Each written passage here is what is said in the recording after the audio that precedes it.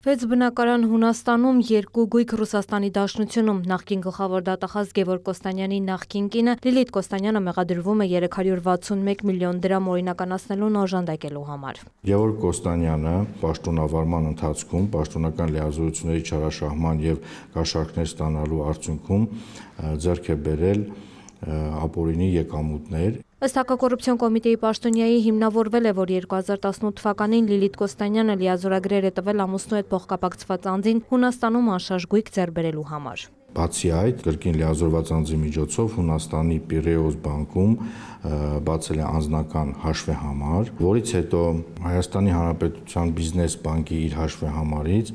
մի դեպքում $250,000, մեկ այլ դեպքում $150,000 փոխանցումներ է կատարել Հունաստանի իր վերը նշված հաշվեհամարին եւ լիազորված անձի միջոցով ձեռք են բերել անշարժ գույքեր։ Հունաստանում 4 բնակարանը ձեռք է բերվել 2018 թվականին 250,000 եվրոյով, իսկ 2 բնակարանը 2019-ին 150,000 եվրոյով։ Այդ բնակարանները ըստ կոմիտեի պաշտոնյայի ձեռք են բերվել Լիլիթ Կոստանյանի անվամբ, սակայն փաստացի պատկանել են Գևորգ Կոստանյանին։ Այնուհետև մինչև 2025 թվականը 6 բնակարանները տրվել են վարձակալությամբ։ Այս ամենը հավաստող ապացույցները ձեռք են բերվել Հունաստանի իրավասու մարմիններից։ Այսքան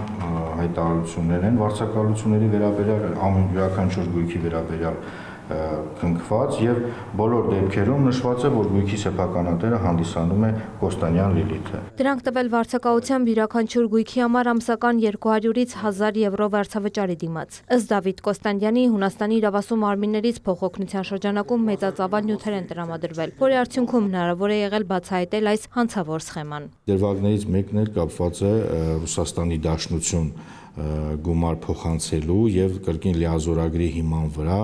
անշարժ գույք ձեռք բերելու։ Ըստ մեղադրանքի Կոստանյանի կազմակերպմամբ կինը 2017 թվականին առուվաճառքի պայմանագրերով Մոսկվայում շուրջ 16 միլիոն ռուբլով ձեռք է բերել ոչ բնակելի տարածքներ։ Քննությամբ հիմնավորվել է, որ 2018 թվականին սեպտեմբերի 10-ին ձևականորեն ամուսնալուծություն է գրանցվել Գևորգ Կոստանյանի եւ Լիլիթ Կոստանյանի միջեւ, որպեսզի հանգամանքով պայմանավորված արդեն Լիլիթ Կոստանյանը գույքերը հայտարարագրելու, դրանց ձեռքբերման հանգամանքներն հայտարարագրելու պարտականությունից ազատվել է եւ նման պարտավորություն այլևս չի ունեցել։ Հունաստանի 6 գույքի վրա կալանք է դրված։ Լիլիթ Կոստանյանի դրվագը կուղարկվի դատարան, նրա նկատմամբ որպես խափանման միջոց են տրված բացակայելու արգելքը։ Նա մեղադրանքը չի ընդունում։ Արդյոք Լիլիթ Կոստանյանը պաշտպան ունի թե ոչ, պարզել չհաջողվեց։ Գևորգ Կոստանյանի մասով քննությունը դեռ շարունակվում է, նա 2019-ից ընդհատակում է։